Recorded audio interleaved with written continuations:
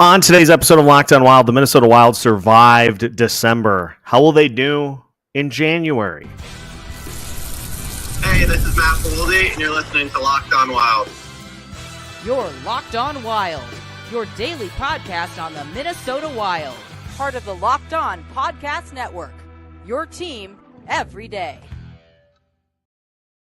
What is happening, everybody? Welcome into another episode of Locked On Wild, your daily Minnesota Wild podcast. Part of the Locked On Podcast Network, we are your team each and every day. We thank you for making Locked On Wild your first listen each and every day as well. Make sure to subscribe on YouTube and your favorite podcast platform so you don't miss out on any new episodes throughout the week. Today's episode of Locked On Wild will feature a dive into the January schedule, which is off to a fantastic start. Zach Zeman joins us as we take a look at what the Wild have in store the rest of the month. We'll also hand out the Locked On Wild Player of the Month for December. And we'll talk some New Year's resolutions for both the team and for the show as well. So a lot to get to here today. My name, of course, is Seth Toupal, host of Locked On Wild since 2021. Credentialed media member, and joined by a good friend of the show, Zach Zeman, for today's episode. And Zach, we are at the halfway point of this Minnesota Wild season, and safe to say that the Minnesota Wild just continue to chug along. Injuries continue to play a role, but the Minnesota Wild continue to find a way to not make them hurt. Yeah, I mean, that's been the story so far. You know, it's just we're in the thick of it, and adversity is going to come one way or another, and injuries are inevitable.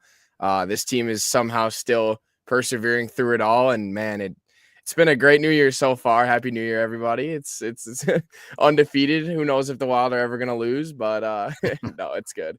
It was a decent end to 2024. You know, the month of December had a couple of tough games, but also some really good ones. And, you know, I'm excited to break that down. And so far in 2025, it looks real good. Yeah, it's been a good start with 3 wins so far in January. And the 3 games themselves are probably 3 of the most differing style of games you could possibly have. You have the shutout win against the Carolina Hurricanes. You have the score fest against the Washington Capitals, and you have the kind of glop fest that was the game against the St. Louis Blues, where the Blues score 4 times in like a 4-minute span to take control of that game, and the Minnesota Wild in the third period just say, you know what, no, we're taking this back. So we've seen a little bit of everything, and if we take a look at the month of December, Zach, really the first time this season that this Wild team kind of stumbled. And there was a lot that happened in the month. Some key injuries, obviously losing Jake Middleton. You get Matt Zuccarello back midway through the month. Jonas Brodin was out. Yakov Trenin missed time. Kirill Kaprizov missed the back half of the month. Joel Eriksson-Ek was out. I mean, just a rash of injuries for this team. And yet they still find a way to finish the month at 7-7.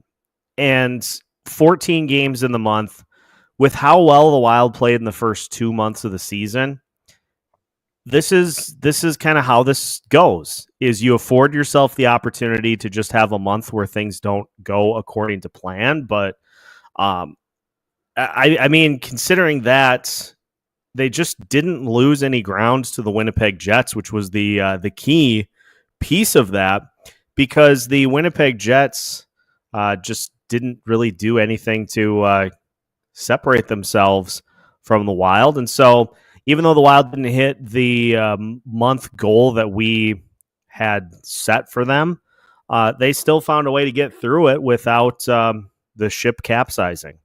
Yeah, I mean, the entire month of December was just a jumble. I mean, there's really no other way to put it.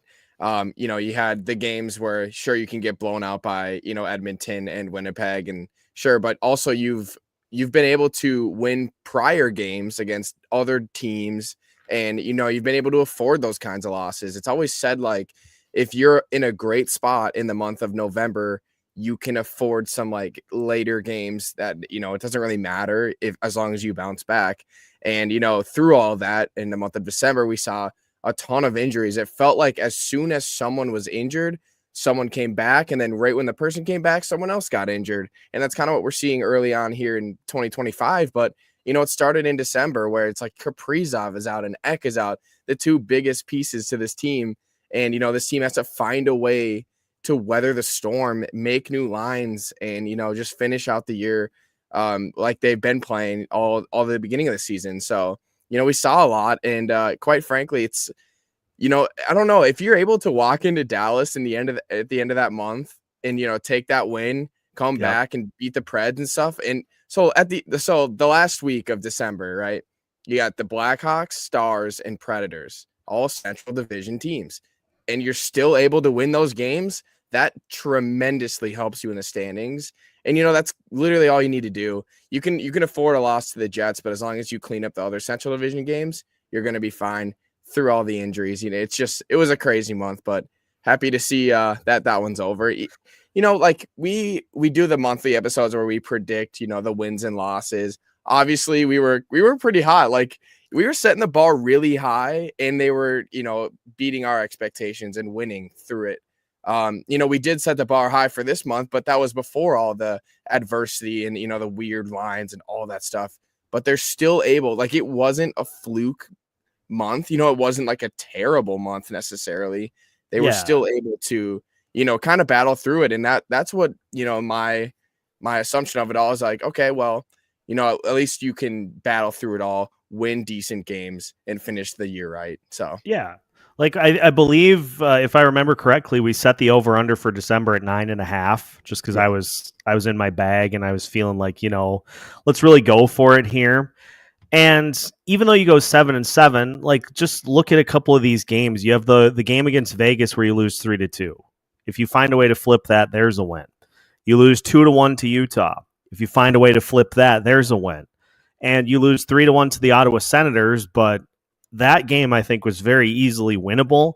The Wild offense just kind of reached their low point of the month. So you flip those three games right there, and you get to 10. So they weren't far off. It just, not only were there the injuries, but there also was the little bit of a lull in the scoring department that led to the mini swoon. The only time really this season that the Wild have faced any level of like a losing skid was from December 12th to December 21st. You take that away and they're still playing at the exact same level that they have been all season. And to start January, I mean, Kirill Kaprizov has missed, I believe it's 7 games now. The Wild are 6-1 in the games that he hasn't played. And that includes beating Dallas on the road. That includes beating Washington on the road. That includes beating Carolina on the road and beating Nashville and St. Louis at home. Like, they found the swag, they found the mojo. It was there all along. And kind of crazy out of the box thought is maybe a stretch like this wasn't bad to just get in everybody's head like, hey, Kirill isn't in the lineup. Yeah. So somebody else is going to have to step up and get the goals and make this happen. And there have been a bunch of guys that have.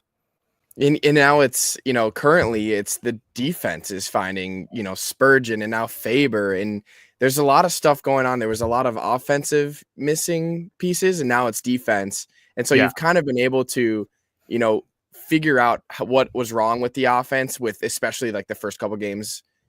You know, with like Ek, I remember, and then Kaprizov obviously as well. You know, you got to find ways to find solutions, and clearly this team has. And, you know, now it's how do you find solutions to, you know, the defensive core being absent, and that's by, you know, Foligno and Bogosian stepping up. We saw that tremendously against the St. Louis Blues, and how that game was completely St. Louis's, completely 4 goals in a row.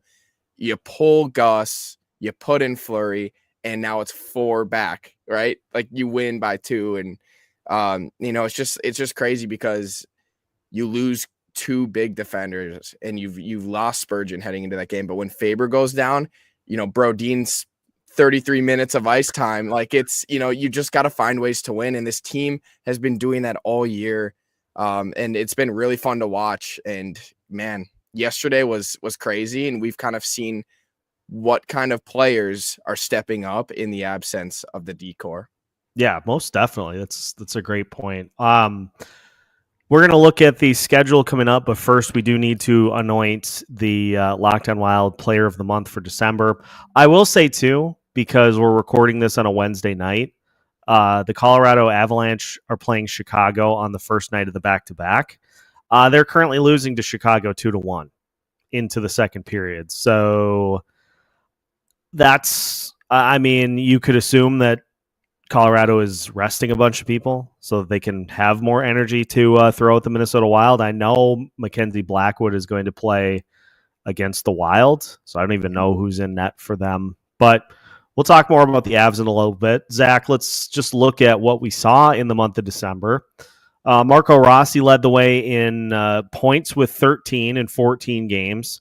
Kirill Kaprizov did play the first 11 games of the month. He had 8 goals, 12 total points. But other than that, nobody else really in even close to double figures. Matt Zuccarello played the final 9 games of the month. He had 2 goals and 8 total points. Brock Faber, 8 points. Marcus Foligno and Matt Boldy had 7.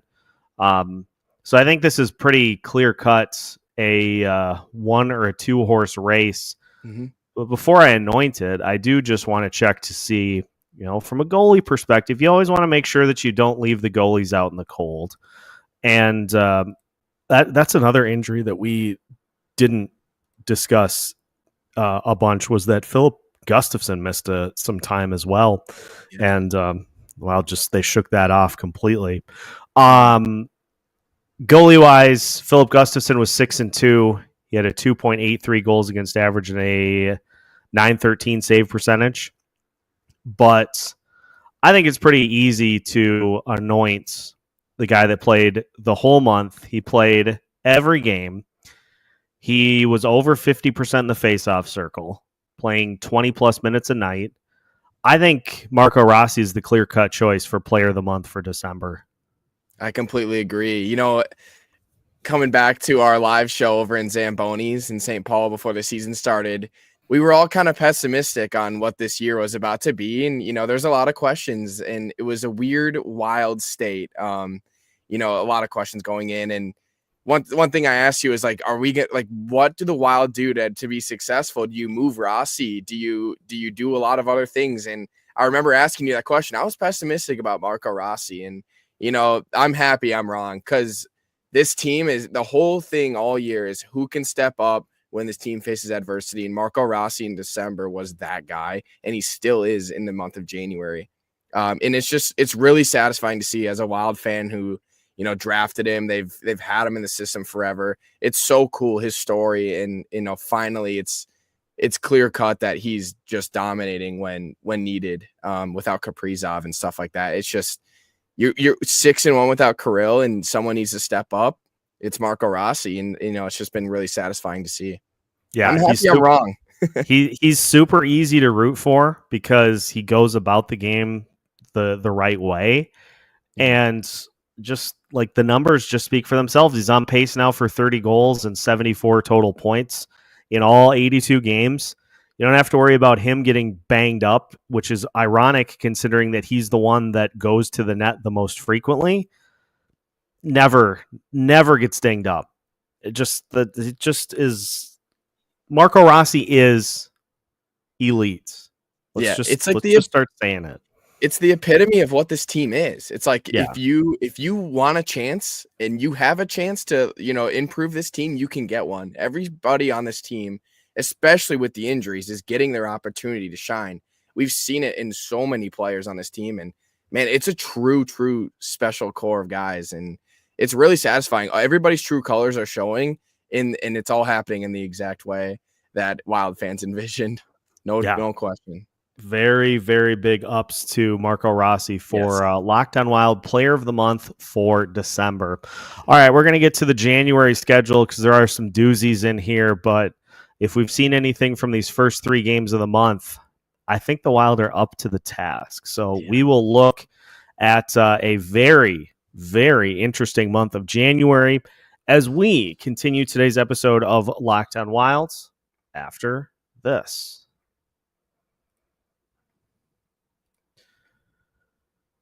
Today's episode of Locked On Wild is brought to you by Game Time. Folks, I love going to see live events, whether it's sports, music, theater, or comedy. One of my favorite memories was getting a chance to see Kenny Chesney in concert at US Bank Stadium. Zach was there. Zach knows. Oh, yeah.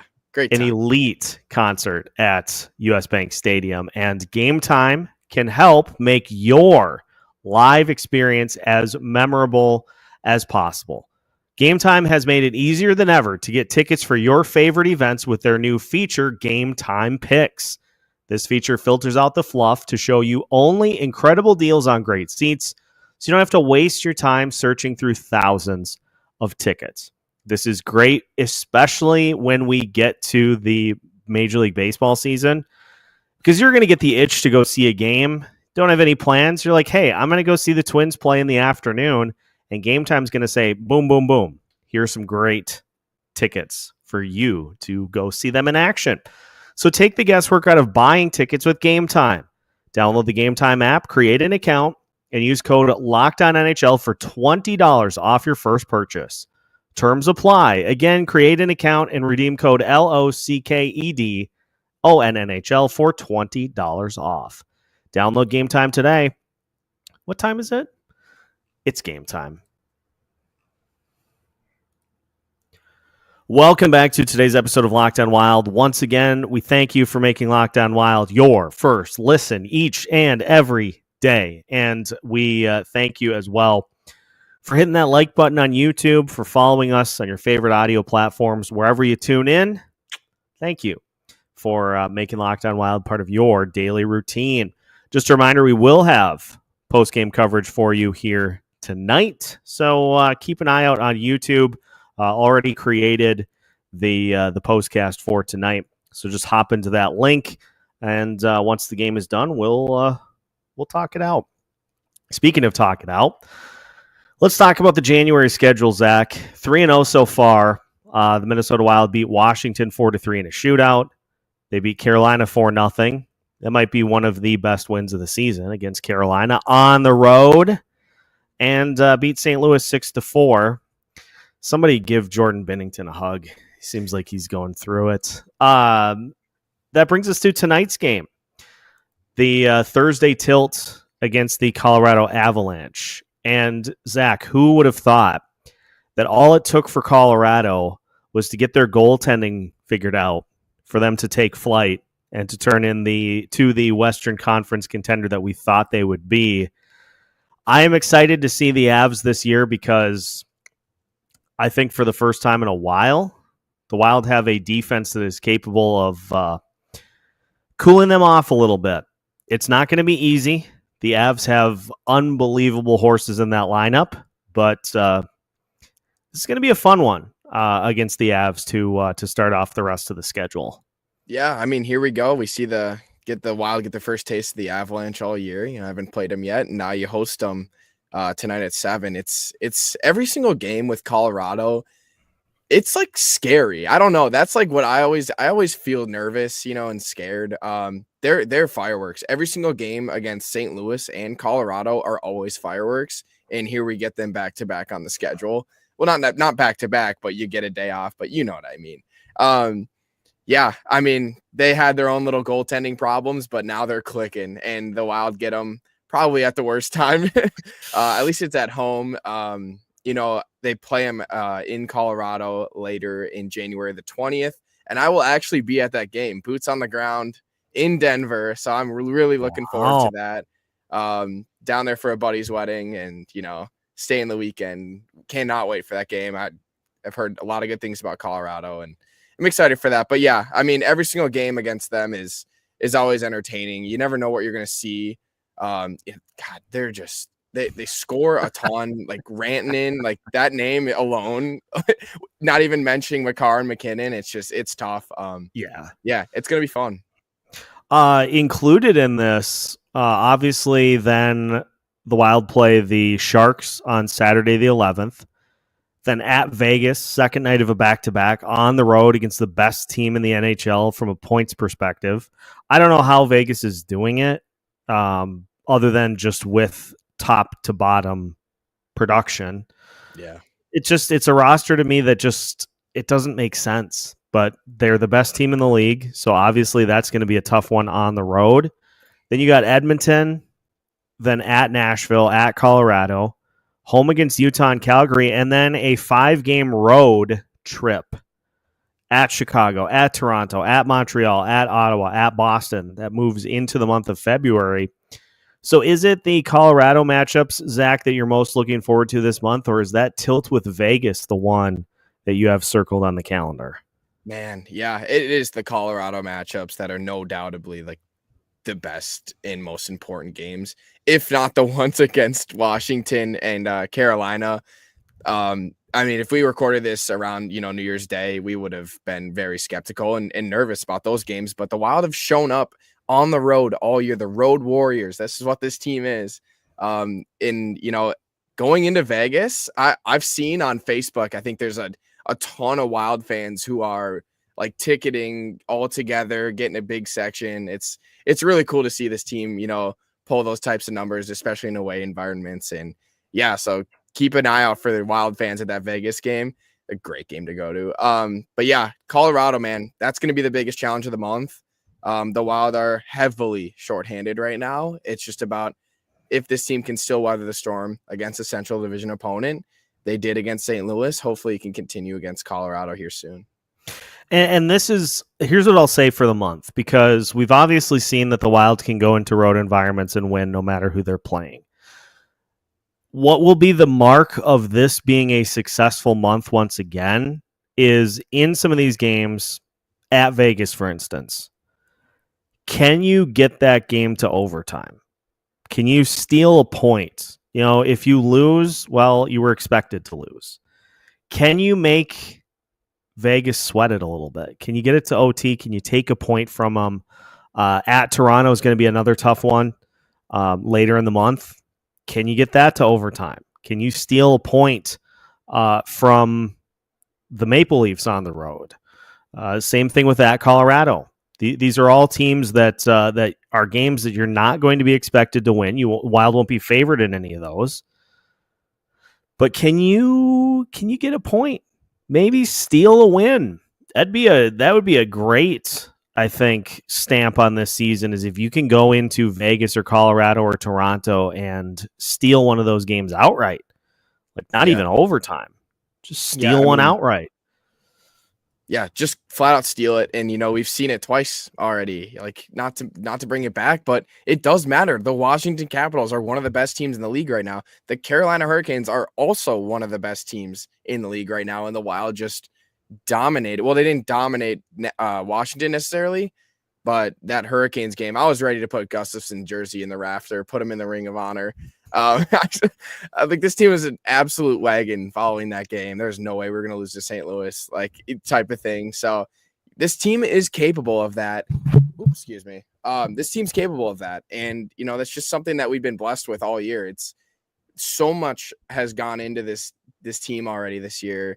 And they've been able to weather it all. And I have no doubt that game against Nashville, the one in Colorado, the one in Chicago, those are stealable, winnable, outright games. I honestly will not be shocked if the Wild are favored in one of those three or two of those three games. They could be favored walking into Chicago, obviously, and then Nashville, but those are just winnable games. And, sure, they're on the road, and that's obviously not fun, but you gotta win them, and you gotta start that road trip at the end of the month on a good note, and you just gotta beat them. You gotta get a point. I love that. You just gotta go in there somehow, get a point, weather the storm. They're gonna be tricky, but it's nothing this Wild team can't handle.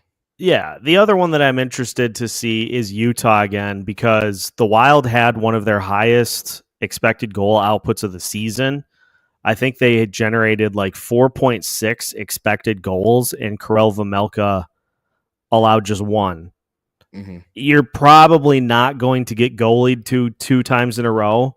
So that's one that I think the Wild, just based off of the style that both teams play, I think that's one that the Wilds will be looking to extract some revenge for. Edmonton on Wednesday the 15th. That's another one that the Wild want to get back at Edmonton after getting mule kicked the last time they went toe-to-toe against each other. And Calgary's an interesting one too, because Calgary was a team that started off really, really hot. The flame has gone out a little bit, so to speak, since. So that would be one that I think the Wilds should be able to handle. I think the Wilds can neutralize the offensive lack thereof for the Flames. The question is going to be, can they score on Calgary, who is pretty stingy defensively? But it's going to be a great month, and I don't see any reason why the over-under for the month of January couldn't be set at 9.5 again. The Wild already have 3 wins, which means they need 6 out of the final 11 games to get to 9. Seems like the mojo has come back, so I'm going to stamp 9.5 as the over-under for January. What do you think? I completely agree with that number.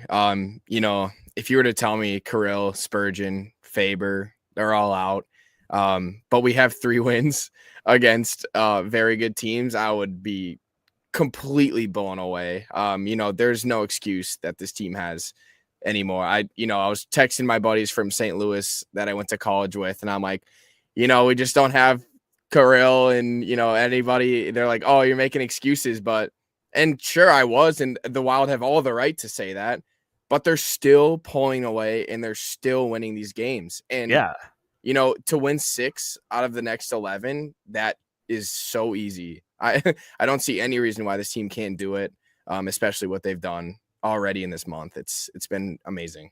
Yeah, I think they'll hit it. It feels like everything is kind of back on track. And I don't know, like Vegas has not really dealt with a ton of adversity from what I've been able to gather. Those games on the road don't scare me as much as they would have in previous seasons. Like if we would have said last year at Vegas, I would have said, oh, no chance. Vegas wins that easy. Probably a rout, but the Wild have won in pretty much every environment on the road, and they're going to be looking to do the same thing as the season continues. So, yeah, let's put it this way. The games against Washington and Carolina were the 2 biggest games of the year. Yeah, no doubt. You go in shorthanded and you beat those 2 top contending teams currently. I mean, this team has nothing. No more excuses. They've proven that they're a winning team, and there's something to say about the coaching, the line changes, everything around this team is buzzing right now. And if that St. Louis game didn't prove it, you should go watch it again, because this team is dialed in. And just wait for the New Year's resolutions bit, because I have a really good one, and I have one that I'll make. And there's no more reason to doubt that this team can't win games moving forward. Yeah, I like that. And I'm glad you mentioned, because that will be how we finish the show, is just some New Year's resolutions for the Minnesota Wild, for the show, for whatever. We'll talk New Year's resolutions as we finish today's episode of Locked On Wilds after this. Today's episode of Locked On Wild is brought to you by FanDuel. From big upsets to game-winning drives, the NFL playoffs are better with FanDuel. Because right now, new customers can bet $5 and get $200 in bonus bets guaranteed. That's $200 in bonus bets, win or lose. The FanDuel app gives you everything you need for live bets, same-game parlays, and so much more. Minnesota Vikings opened as 2.5-point favorites over the Los Angeles Rams on the road for Monday's wild card round opener. And whether you want to throw down on that outright, whether you want Jordan Addison to score an anytime touchdown, whether you want Justin Jefferson to score the first touchdown of the game, whatever your bet is, you'll win $200 in bonus bets guaranteed. So visit FanDuel.com to join today and get started with $200 in bonus bets. That's FanDuel.com. Make this playoff season unforgettable with FanDuel, an official sportsbook partner of the NFL. Final segment of today's episode of Locked On Wild. Once again, we thank you for making Locked On Wild your first listen each and every day. Seth Toupal and Zach Zeman finishing things up here today. And Zach, New Year's resolutions. I'm intrigued to hear which the one that you are going to lead us off with. So I'll let you go first. Okay, my New Year's resolution. Once again, Happy New Year to everybody who listens to Locked On Wild. We appreciate you all. Hopefully this year is going to be tremendous for all of you. You all deserve it. My New Year's resolution for this Minnesota Wild team and myself is to stop giving up early. Stop. Just stop it outright. One game at a time, one goal at a time. When the Wild are facing adversity, it's so easy to just go, all right, turn the TV off. It's over. It's done. That was last year, not this year. And this is not going to happen this year. Last year, sure, this team saw it all. They let games get away from them. Nothing could ever take them out of the deficits they put them into. The TV's off. The game is probably over. This year, it's so different. It is so different. This Wild team is able to stay for the full 60 minutes through and through, down by 2, like go up by 2, go down by 2, win by 2. That was the story against St. Louis, and that is the epitome of why I'm making this New Year's resolution. You pull Gustafsson, you put Fleury in. This team flipped the game completely upside down. They've done it all year long. You see the win against Washington. You force a shootout. You beat them in their away environment. You just shut out the Carolina Hurricanes, and then you go ahead and beat the Blues. All roller coaster games. I mean, in any way you want to put it. I'm not turning the TV off anymore. I am sticking through and through. I always have. I'll say it that way. I always have. I'm probably the biggest Minnesota Wild optimist you'll ever hear of. But, yesterday I was like, okay, man, this is going to be tough because my mind immediately went to Spurgeon. Faber played 9 minutes. He's not playing anymore. Where's Kaprizov? This team's doomed. But no, this team stuck through it. They're going to stick through it through this month. That's why we put the over-under so high. I am not giving up anymore. Neither should anybody listening to the show. Listen to me. I should be the captain. We're going to stay in this together through the injuries. Hang on. Thick and thin. We watch, we root, and we see good things happen. I like that.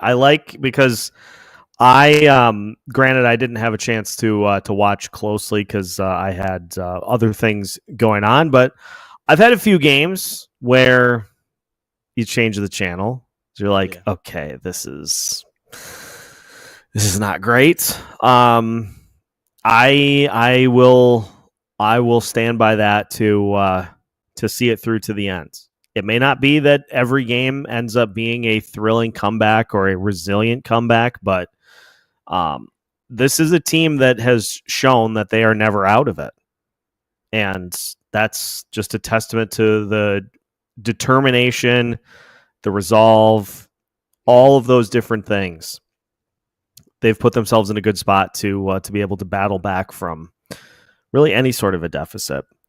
For the Minnesota Wild, my New Year's resolution is, I think, a phrase that Jake Middleton used in one of his interviews before he got hurt. I think on special teams, on both units, I think the Minnesota Wild should try to be more junkyard dog-like on the power play and the penalty kill. Attack. Just put your head down and go hit somebody when you're on the penalty kill. Put your head down, go get the puck. On the power play, just crash the net, fire shots, let it rip. Just attack like if you jumped over a fence like in the Sandlot to go grab a ball that got hit over the fence. Just assume that the dog that you run into is going to charge at you and try to bite you to pieces. And if the Wild do that, I think we'll see the results continue to trend in the right direction. The penalty kill is, I think, 11 out of their last 14, which is better. So let's use that as a New Year's resolution, is just fight like hell. Fight like hell to kill those penalties off and to score in those extra situations. Michael Russo had a tweet today talking about just how kind of weird the numbers have been from like a power play perspective.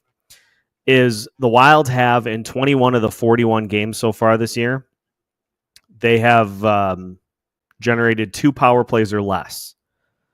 Now, they also have gone to the box the 5th fewest times.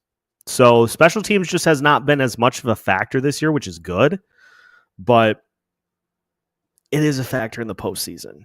Yeah. So let's get those ironed out. Let's take that Allen wrench and just tighten them up a little bit, just so we're ready to go, because here's my resolution. I am going both feet in fully for this Minnesota Wild team to do what none of us expect and to make a run. Yeah. I think the Minnesota Wild are gonna shock some people come postseason time. And I'm fully in for it. And I'm not gonna tap out. I think that was something that was a fatal flaw of mine last year. Tapped out when Dean got fired. Tapped out and said that there's no way, it's over. Season's not over until the 82nd game of the season, or until you get mathematically eliminated from postseason contention. Those are the two operating phrases. So we're not tapping. No. 2 feet fully in.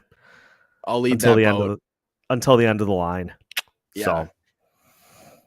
So the Wild are now top dogs in the league. It's time to act as top dogs. Shut other teams down. Be the dominant team, special teams wise and 5-on-5 wise. Play like you play against Carolina, and this team will go very far. Yeah. I cannot wait to go back to that live show at Zamboni's and just see all of our, wanders and questions, and then go, even right now, it's just so different. The minds are so different. This team is solidified themselves as one of the best. Currently a dark horse. I would call the Wild a dark horse. No one's even talking about them. Seriously. Like, just go look. This team's built, and they're proving it big time. 41 games into the season, it's not a fluke. It's not. With the injuries too, and you're still dominating. Yeah, not a fluke at all. Well, one thing, 2025, we got you covered every step of the way. So, again, congratulations to Marco Rossi for being named Locked On Wild Player of the Month for December. We'll see who gets it in January. It might be a repeat. The way Marco Rossi's going these days, it might just be a repeat winner in January. We'll see. And we, of course, will keep you up to date every step of the way. So make sure to subscribe so you don't miss out on any new episodes. And we will see you tonight after the game against the Avs for a Locked On Wild postcast. So make sure to stay with us as we keep you up to date all season long with new episodes every Monday through Friday as part of the Locked On Podcast Network.